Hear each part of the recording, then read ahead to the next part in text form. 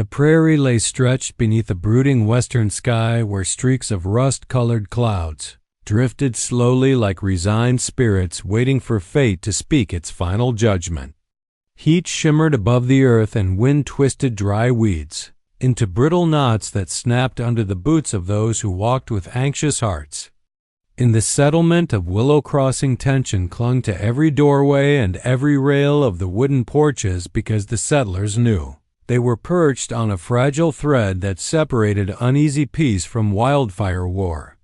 Rumors whispered through the streets like dust devils swirling past shuttered windows. People spoke about Apache scouts seen on the ridges. People muttered about cattle gone. Missing people swore they heard war drums in the night, though no drums had sounded yet.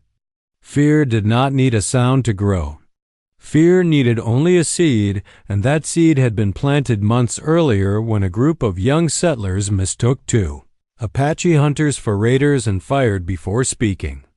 The deaths of those hunters stoked bitterness inside the tribe, and the chief demanded justice. Emma Hartley stood in the council hall with her hands clasped tightly in front of her, trying not to tremble, though her heart hammered like a runaway horse.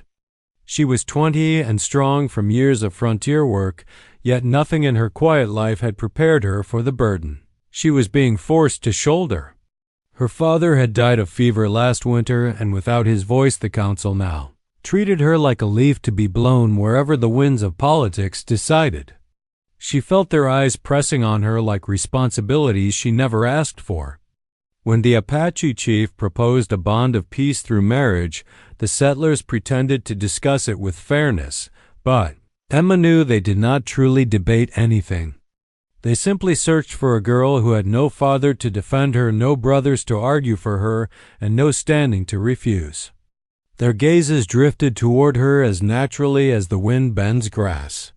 She saw it coming long before their decision fell upon her shoulders. She tried to swallow the tightness constricting her voice as one of the councilmen cleared his throat and announced that Emma would be the chosen bride. She felt the world spin slightly, though her feet remained planted the same way they had been when she milked cows before dawn and when she stitched dresses in the quiet light of evenings. She wanted to speak, but her lips felt numb and her breath caught like it had been trapped in barbed wire. She looked at the faces around her and realized she would find no ally here. They all believed peace was worth sacrificing one girl who had no power to say no. And then she saw the Apache warrior who stood behind the chief. His name was Coda. He towered above most men with shoulders broad as the canyon walls that framed the desert. His skin carried the deep bronze of sun and wind, and his black hair hung long over his back, tied with a strip of leather. His expression did not reveal pride or triumph. Instead, his eyes carried a quiet sadness, as though he too recognized the cruelty sewn into this arrangement. He did not reach for her. He did not demand her. He simply stood as a man accepting a burden to keep his people safe. When their eyes met, Emma felt something strange stir inside her. Not fear, not hatred. Something quieter. As if the universe whispered that this man would not be the monster that stories claimed he was. The marriage was arranged quickly because both sides wanted peace to settle before anger could rise again. The ceremony took place in the open plains near the edge of Willow Crossing, where the land stretched wide enough to witness history without judgment. Settlers lined one side, their shoulders rigid, their rifles hidden behind legs, though the treaty forbade weapons at the ceremony. The Apache stood opposite them, calm and silent like mountains carved of ancient stone. Emma walked between them wearing a simple dress she sewed herself, because no one offered her anything better, not even for the day. That would cut her life into a before and after. Coda approached her slowly. His steps were silent, but his presence carried strength that Emma felt like a warm wind brushing against her cheek. When he reached her, he held a leather band in his hands, decorated with beads carved with symbols she could not read. He lifted her wrist gently and tied the band with fingers that moved carefully, as though he were afraid to hurt her. The gesture felt surprisingly tender. She expected roughness but found only respect. The chief spoke words in Apache that Emma did not understand, yet she sensed the weight of their meaning by the solemn calm in the warrior's face. When the final words echoed across the plains, the marriage was sealed. The settlers exhaled relief and whispered among themselves, already planning how to use the peace to expand their land. The Apache remained dignified and respectful because for them this was not a victory, but a pact meant to prevent more blood from falling on the sacred earth. Emma struggled to breathe.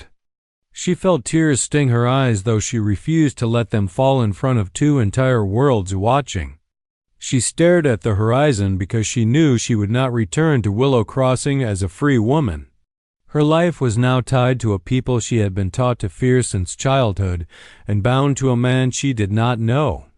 When Coda offered his hand, she hesitated, but then placed hers softly into his. His grip was steady, warm, grounded. He guided her toward the Apache horses waiting beyond the ceremony stone. She heard her old world behind her, fading into murmurs like echoes disappearing into the canyons. Ahead lay a future she could not imagine and a husband she did not understand. Fear curled inside her, but beneath it something else flickered, an odd, fragile spark of trust that she didn't expect to feel. This Emma Hartley rode away from the settlement and into a world built from wind, firelight, and ancient tradition. The forced union weighed heavily on her shoulders, but destiny had set its course, and the path she now walked would lead to revelations she never dreamed possible. She had been given to the Apache as a sacrifice for peace, yet she carried within her the seeds of a story far greater than the council intended, a story where fear would be challenged, where hearts would shift like sand under rainfall, and where love would rise from the ashes of reluctant union like a desert bloom after the storm. The Apache camp lay nestled beneath towering red cliffs that rose from the desert like the broken teeth of ancient giants. The sun washed the stone in deep copper light, and the heat shimmered in long wavering lines as if the earth itself breathed out a heavy sigh. Emma Hartley sat atop Coda's horse with her hands tightly gripping the saddle as they approached the village. Her heart raced with each step the animal took, because this place felt impossibly far from everything she had ever known. She grew up surrounded by wooden fences, wagon ruts, and the smell of cornfields baking under warm summer skies. But here the world tasted like sagebrush smoke and dry wind, and the soft echoes of lives shaped by the land, instead of cutting it into pieces. Every new sound made her flinch, every shadow made her tense, and she wondered if she would ever feel safe again. As they entered the camp, she noticed dozens of eyes watching her. Apache children stood barefoot in the dust, whispering loudly to each other about the strange, fair-haired girl brought into their home. Women paused their work and studied Emma with expressions she could not read. Some curious, some cautious, almost none hostile. Warriors watched her with calm discipline, their bodies relaxed, but their gazes sharp. She felt exposed like a small bird thrown into a valley of silent wolves, though deep down she sensed the wolves were not as dangerous as stories claimed. And then she realized something else. No one jeered at her. No one mocked her. No one treated her like a trophy brought from a rival world. Their stares held interest but also restraint. That surprised her more than anything. Coda dismounted first and offered his hand. She took it hesitantly and stepped down. Again his touch was gentle, steady, almost reassuring. He spoke a few quiet words to the nearest elder, and though she did not understand them, she recognized respect in his tone. The elder nodded and directed Emma toward a small shelter near the edge of camp. It was made of hides stretched over bent wooden frames and decorated with small feathers tied into the seams. Coda followed her inside, and she saw he had prepared a space for her. A blanket woven in vibrant colors lay neatly folded near the back, and a clay bowl of fresh water waited beside it. Someone had placed a small carved wooden bird at the foot of the blanket. Its wings were outstretched as though caught in a moment before flight. Emma stared at those things for a long moment. This was not the cold bare place she expected. It was simple but cared for. Welcoming even. She felt a sting of confusion and gratitude blend together in her chest. Coda stood at the entrance as though giving her space. When she finally turned toward him, he spoke quietly. His English was soft-accented but clear. He said she was safe here. He said no one would harm her. He said she did not have to fear the nights or the voices or the silence. Then, without another word, he left her alone inside the shelter. That night was the longest of her life. Every sound outside, the crackle of fire, the footsteps, the murmured conversations in a tongue she could not understand, felt like threads pulling her deeper into a world she did not know how to navigate. She lay awake staring at the ceiling of stretched hide, watching moonlight trace pale shapes overhead. She wondered what her father would think if he could see her now living among the Apache, married to a warrior she hardly knew. She whispered to herself that she was strong enough to survive this. She repeated it until exhaustion finally pulled her into sleep. Morning came with the sound of laughter. Children played loudly beneath the cliff shadows, chasing each other around cooking fires. Women pounded corn in large wooden mortar and spoke to each other with warm, rhythmic voices. Warriors prepared horses for hunting, and the camp filled with the smell of cooked maize and wood smoke. Emma stepped outside timidly, and several women noticed her. She expected coldness, but instead one of them smiled, a gentle smile that softened the edges of Emma's fear. The woman beckoned her closer and placed a handful of dried berries into her palm. Emma whispered a thank you, though she was unsure whether the woman understood. The kindness felt like the first crack in the wall of fear around her heart. Over the next several days, Emma tried to blend into the camp's rhythm. She helped grind corn, though her hands slipped and spilled more than she saved. The women laughed kindly and showed her the proper method. She helped gather herbs from the rocky hillsides. She learned to recognize their scents, sharp like pine, sweet like wildroot, bitter like medicine. She even learned how to tend the small fires used for heating water. It was clumsy, unfamiliar work, but the women never scolded her. Every lesson became a tiny building block in the fragile bridge between her world and theirs. Coda remained near but not overbearing. He watched from a respectful distance and offered help only when she struggled. When she cut her hand on a sharp stone, he treated the wound with a mixture of crushed leaves that smelled strong but healed quickly. When she grew frustrated trying to speak even simple Apache words, he smiled faintly and spoke them again, slower, gentler, until she repeated them, almost correctly. He never raised his voice, never forced her into conversation, never acted like she was a burden. His presence became a steady anchor in the shifting sands of her new life. One evening the women gathered around a fire and told a story. Emma listened, though she understood only a few words, but the tone and rhythm painted images even without translation. It was a tale of a warrior who once fell in love with a woman from across the river.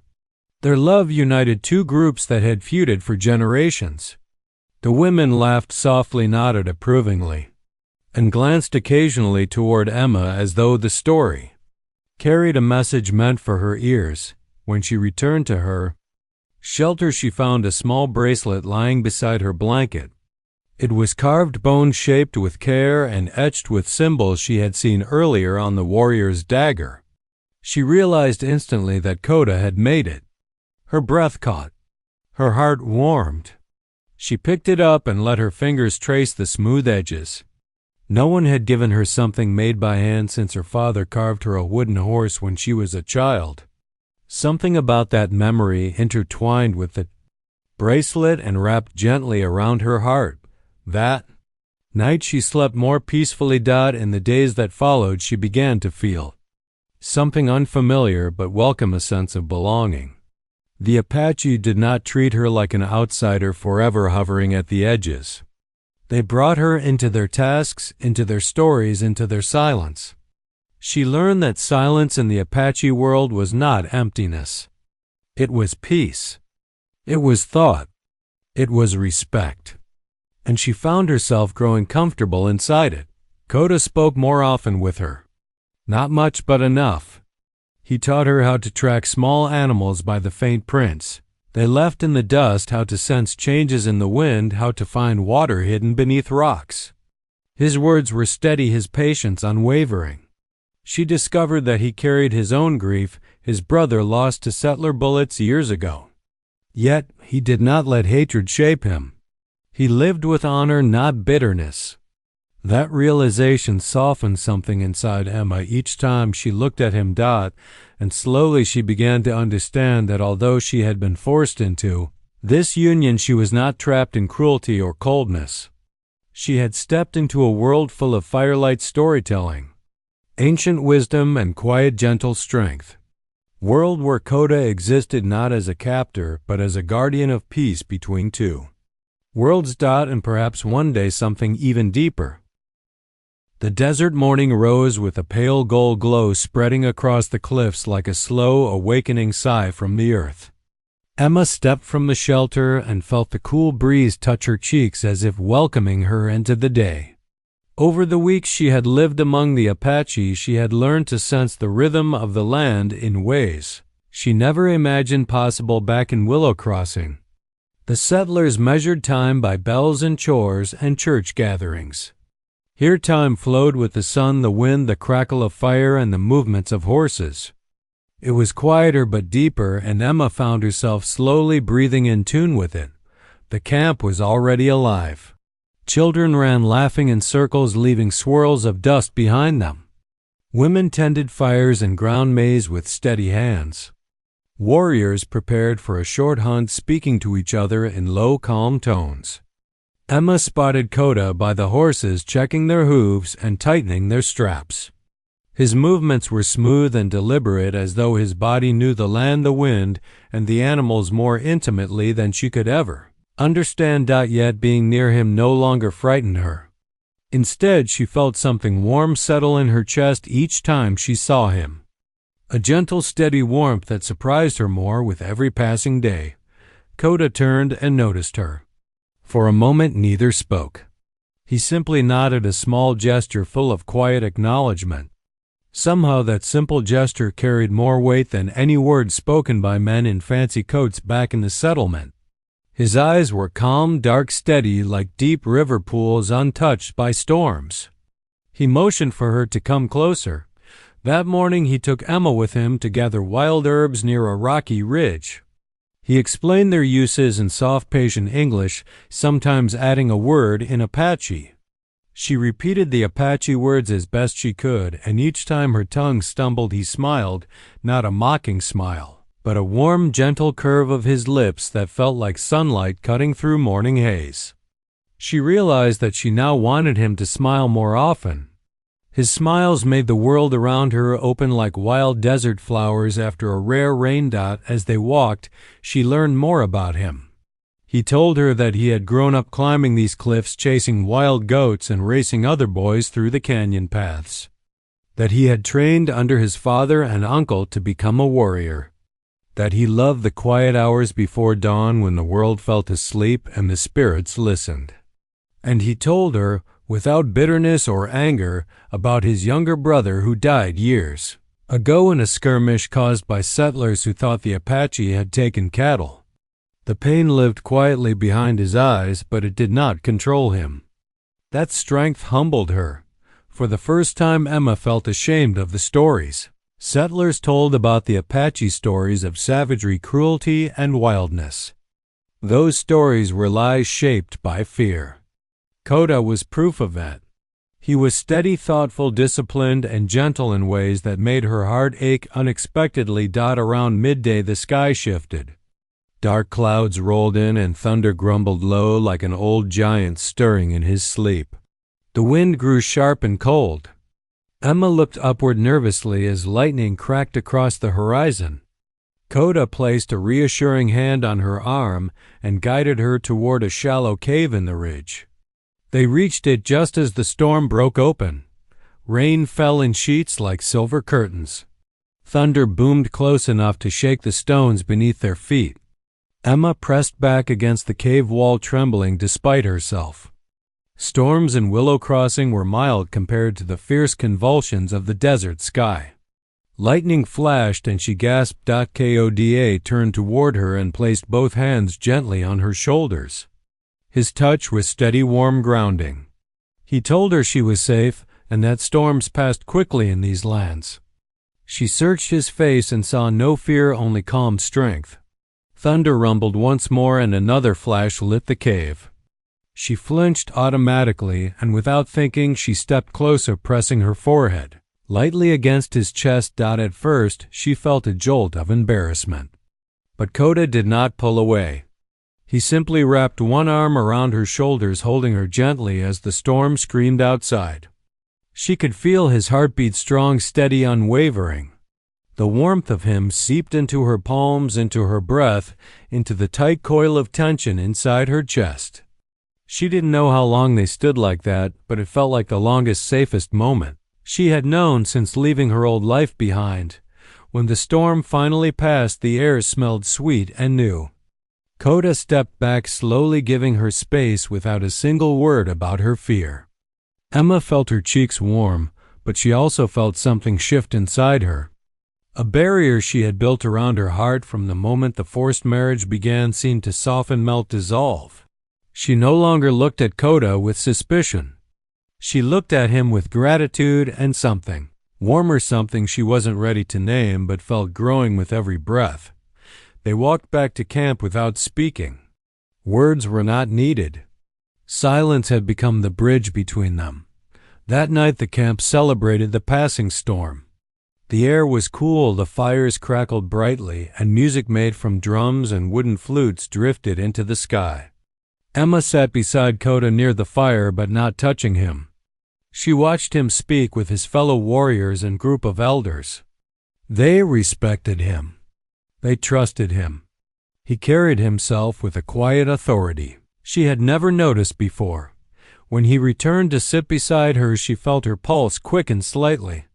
She told him softly that she was grateful he kept her safe during the storm. He nodded and replied just as softly, telling her he would always protect her, not because of the marriage, not because of duty, but because he wanted her safe. His voice carried a truth so raw, so unguarded, that her breath caught in her throat. He looked away after saying it, as though unsure if he had revealed too much. Emma felt something tender rise within her. She reached out slowly and placed her hand over his. His fingers stiffened at first, then relaxed beneath her touch. He turned his hand gently to hold hers fully. The warmth of his skin sent a strange flutter through her chest. Around them, the fire flickered shadows across their faces. Warriors and families sang old songs. Children fell asleep in their mother's arms. The night carried a quiet peace. Emma realized she no longer felt alone. She no longer felt trapped. She no longer felt like a prisoner in a strange world. She felt safe. She felt seen. She felt understood for the first time in years. As she looked at Koda, she felt the truth settling over her like a soft blanket. Their union forced upon her once now carried something deeper, something fragile but real, something that might one day grow into love, and part of her heart whispered that maybe it already had. The sun dipped low beyond the ridge of the desert hills, and the long, quiet light of evening spread over the Apache camp like a soft blanket, and for the first time since her arrival, Clara felt something she had not expected at all. She felt safe. In a place she had once feared more than death itself, and she knew that something inside her was shifting like desert sand in a strong wind, and she could not stop it. That evening the tribe prepared for a night of songs and storytelling, and it was a tradition older than the oldest mesquite trees rooted in the canyons, and the fire in the center of the camp burned bright as the people gathered around it. And children sat near the front with wide, excited eyes, while the elders sat calmly, with hands folded in their laps, and every face glowed in the amber light, and every voice blended into a soft, rising hum of peace and unity. Clara sat near the outer circle, close enough to see everything, but far enough to slip away if something overwhelmed her, and she kept her hands wrapped around her knees.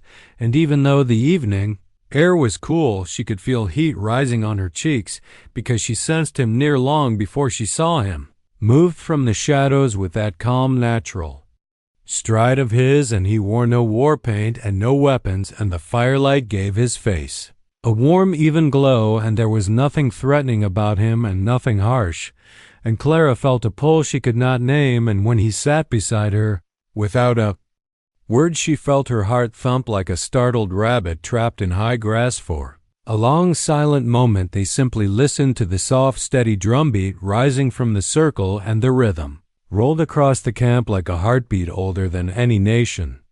And Clara felt it echo inside her ribs, and she did not try to push it away, she let it settle.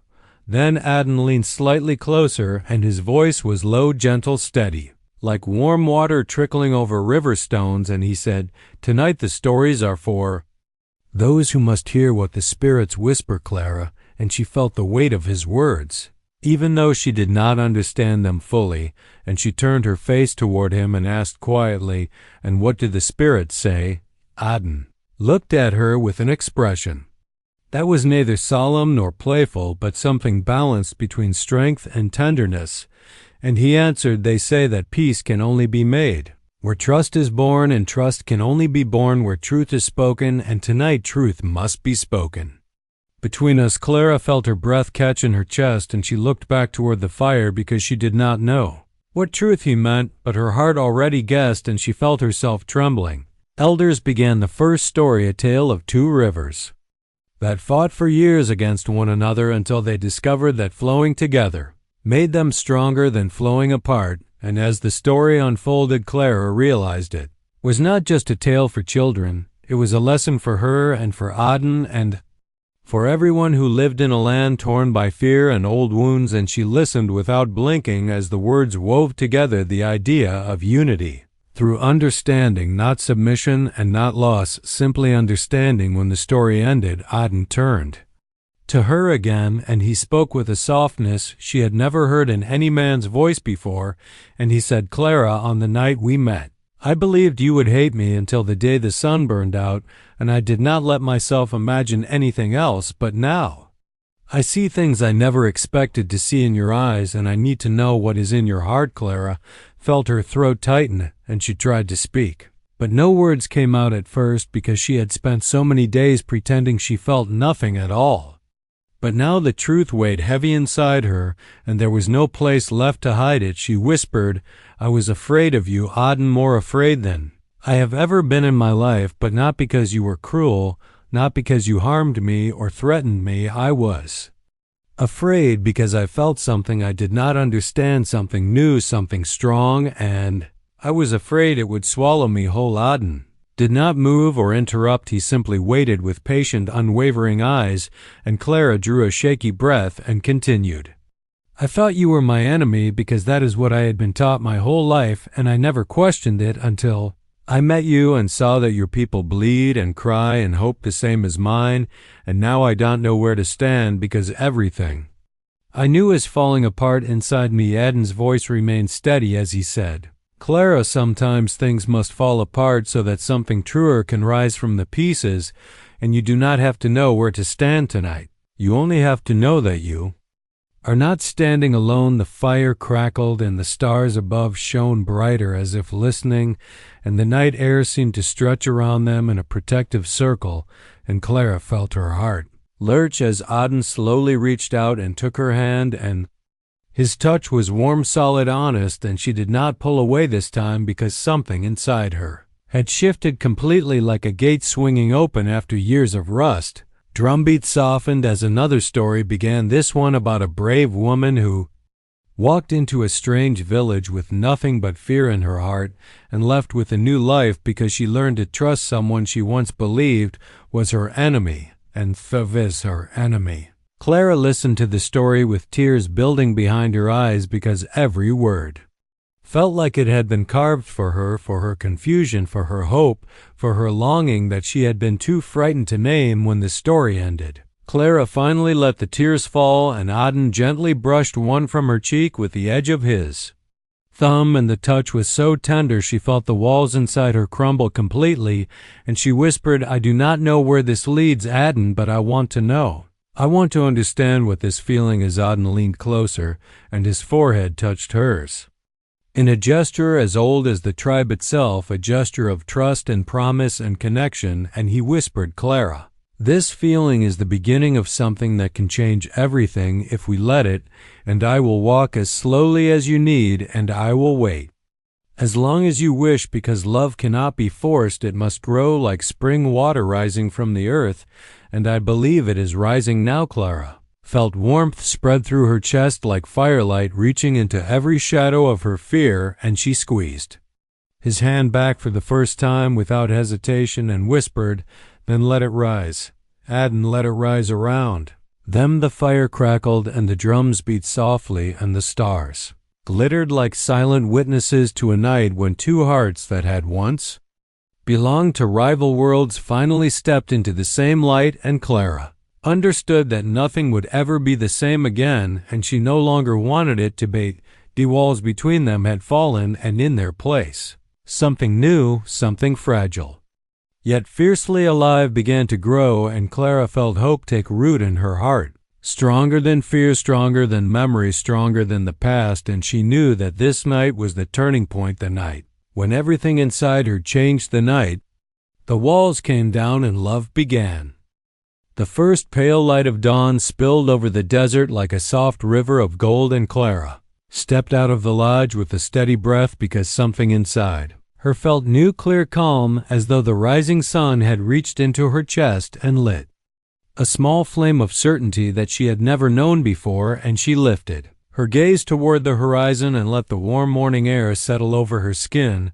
The camp stirred slowly around her, and fires crackled softly, and the scent of roasting maize drifted through the gentle wind, and in the distance she could see the warriors returning from a night patrol, riding with relaxed shoulders and easy expressions that spoke of peace, not of danger, and Clara felt her heart ease even more because the land itself seemed to breathe differently today, lighter, softer, freer. Aden approached from the far side of the camp, and Clara recognized his stride long before his face came into view, and her pulse quickened not with fear but with something bright and tender, and she realized she was no longer hiding from the truth she had confessed to herself under the firelight the night before, for the walls between them had fallen, and now she saw him clearly as he truly was, not as the enemy she had once believed, but as a man of strength, courage, and deep, steady heart. He came to stand before her, and the early sunlight touched his hair and shoulders with warm gold, and Clara felt her breath catch because there was something different in his expression today, something hopeful, something unguarded, and Aden spoke in a low, steady voice that wrapped around her like soft cloth, and he said, "Clara, there is something we must do today, something that will decide the path before us." Clara felt a gentle tremor move through her chest, but she did not turn away, and she answered, "What must we do, Aden?" And he replied, "We must face your people together. We must show them that peace is possible and real and living, for they will not believe it unless they see it with their own eyes." For a moment, Clara was struck still because the thought of returning to the settlement where she had grown up, where fear of the Apache had been carved into every wall and every whispered warning had once filled her with dread. But now when she looked at Aden, she felt that dread crumble like dust swept by wind, and she drew a long, slow breath and said, "I will go with you, Aden. I will stand beside you." Aden's eyes softened with something like pride, and he nodded once with quiet approval, and he said, "Then today we ride, and our future will rise on the path we choose."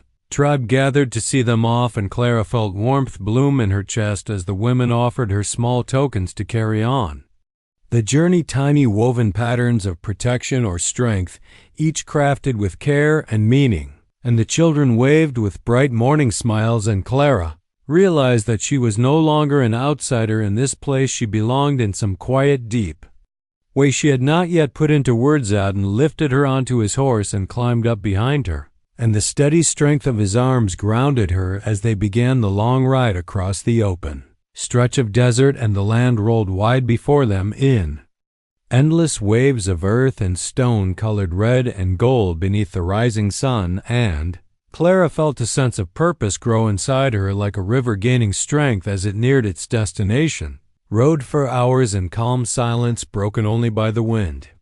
Whispering across the sagebrush, and Clara leaned back slightly, feeling Aden's presence solid and sure behind her, and every steady beat of the horse's hooves reminded her that this journey was not just about peace between two worlds. It was also about the life she and Aden were beginning to build piece by piece, breath by breath, heart. When the settlement finally came into view, Clara felt her pulse quicken, but not with fear, with anticipation, and she wondered how her people would react to seeing her return, not as a prisoner, not as a bargaining symbol, but as a woman who had discovered a new truth, a new hope, a new love. Settlers gathered as Aden and Clara approached, and tension rippled through the air like a sudden chill across still water, and some reached for rifles, and some stepped back with wide, wary eyes, but Clara lifted her voice with a calm strength she did not know she possessed, and she called out, "Wait, listen to me, I have something to say." The people froze, and Clara slid down from the horse and stepped forward with her hands open, her stance steady, her gaze unwavering, and she spoke with a voice shaped by honesty and courage, and she said, "I was taken to the Apache camp, and I feared them more than anything in this world, but I was wrong. I found no cruelty there. I found no hatred. I found understanding and honor and a way of life guided by tradition and heart." The settlers murmured nervously, but Clara continued before doubt could swallow her words, and she said, "This man Aden treated me with respect from the first day, and he protected me and taught me and showed me a truth that many of us have never been willing to see. His people want peace, and they want it as fiercely as we do. But peace cannot grow while we cling to fear and old hunger for vengeance. We must let something new begin." Her father stepped forward with trembling hands and eyes glistening with shock and relief, and he said, "Clara, my child, I thought you were gone forever." And Clara felt tears swell, but she held steady and replied, "I am here, Father, and I am safe because Aden and his people kept me safe, and I stand before you now because I choose to walk a different path than the one fear carved for USA long." Quiet moments stretched between the settlers and the Apache warrior before them, and the desert wind seemed to hold its breath, and then slowly her father lowered his rifle and nodded with heavy yet hopeful eyes, and he spoke words that would shape the future. "I do not know where this leads, Clara, but if you say peace is possible, then I am willing to try." A wave of relief washed through Clara, and she turned to see Aden watching her with quiet pride and gratitude, and she felt her heart swell with something so profound she could hardly draw breath. That very afternoon, the settlers and the Apache leaders gathered for a council, and Clara and Aden stood side by side, guiding the words, the hopes, the fragile beginnings of trust, and the sun moved across the sky as two worlds long divided took their first steps together toward a shared future. When evening settled, Aden and Clara returned to the desert trail and walked together beneath the slowly rising moon, and Clara looked at him with eyes full of new certainty, and she whispered, "Aden, today changed everything." And Aden answered with quiet warmth, "Today showed us the path, and now we will walk it together." Clara stepped closer, and Aden wrapped his arms gently around her, and the world grew still as she rested her forehead against his chest and whispered, "I love you, Aden, and I am not afraid anymore."